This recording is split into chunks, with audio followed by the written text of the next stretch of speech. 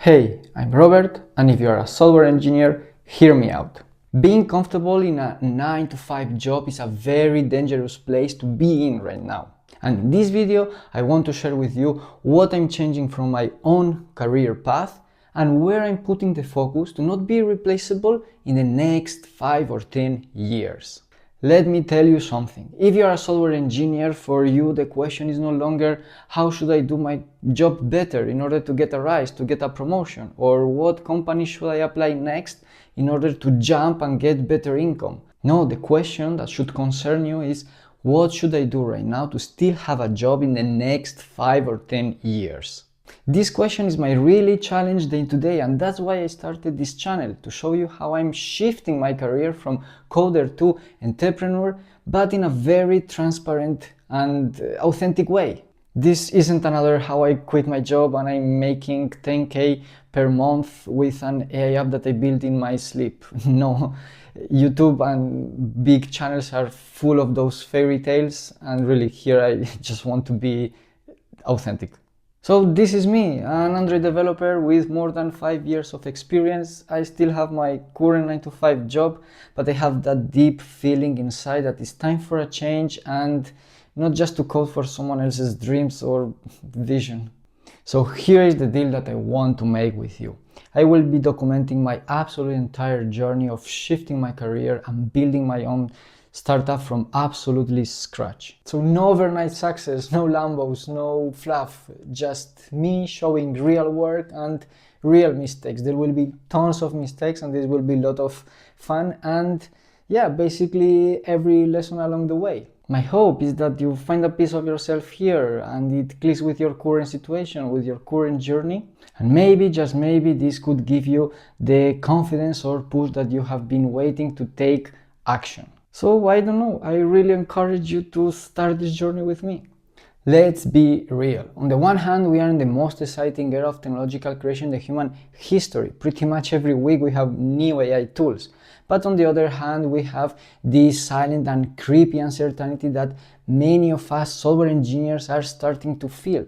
I don't know if you feel it too, but I have this strong sense that in a not very long term we won't be able to control our career as we used to do.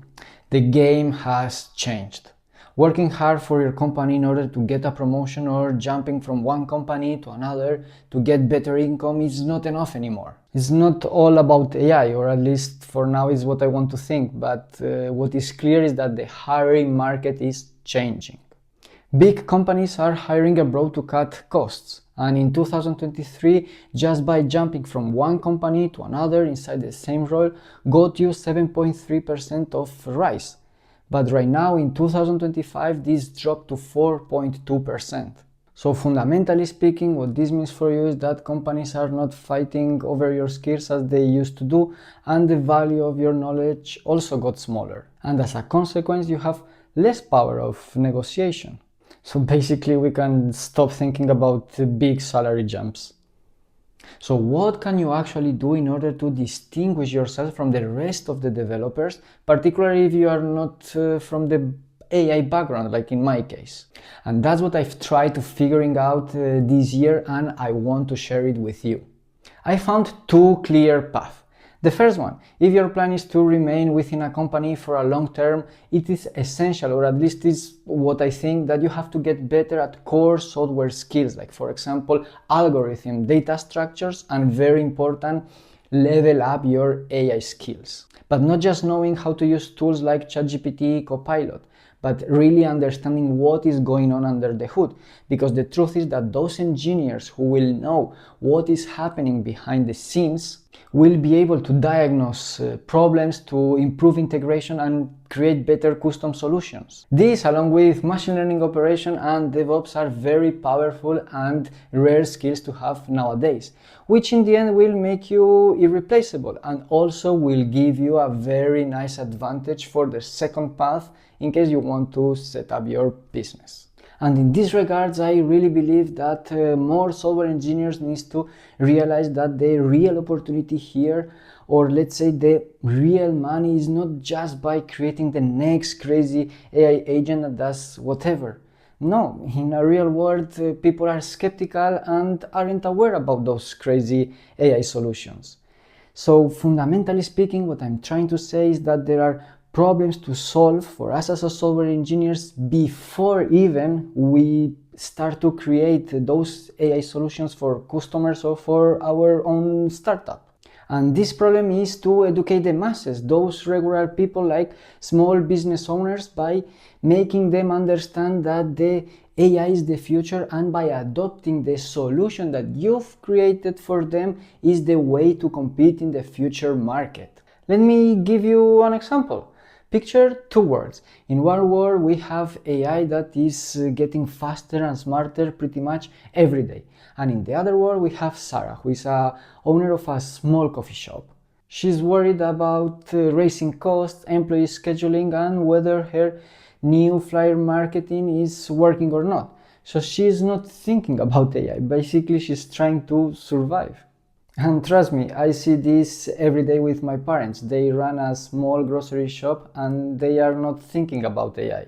I mean, I'm their son. I'm basically standing in front of them like, hey, it's me, your flesh and blood, here to show you the future, and still nothing. So if the situation will continue like this, we will end up with a massive gap between what can we do with AI, because basically we will be able to do more and more stuff with AI, and what a normal, regular person can understand and uses from that AI. And that's basically because their adaptation will fall very far behind it. Think about this Henry Ford quote. If I had asked people what they wanted, they would answer faster horses. And he came up with a car. And actually, this is what happens nowadays. Most of the companies, they want faster horses, but they don't think about the car. And obviously here, car, it's the AI. So let me go back to the Sarah's example. She would like a redesign of her website to attract more people, and this is totally fine. But she doesn't know that with AI you can track the foot traffic around her coffee shop and determine what are the customer preferences. So the real opportunity here is showing them the car. And if you want to bridge that AI gap, we need a new kind of skill set. Not just technical, but deeply human, I would say. First, you need to learn how to identify underserved customer niches and research real-world problems related to those groups. And by the way, I can make a really nice video about how I made it with AI, so if you are interested, just write me in the comments. Second, you need to distinguish between what your customers want and what they need, because actually it's totally different. And finally, translate AI into everyday language. Take a very complex AI concept like probabilistic clustering for customer segmentation and say as follows. I will group your customers based on their buying behavior for you to make better promotions in an automatic way. So guys, I really know that this is a big shift, but this is what I will be sharing in this channel. And if all of that sounds something that you would like to follow, just hit the subscribe button. Not because I have all the answers, but because I will make all the mistakes that you want to know.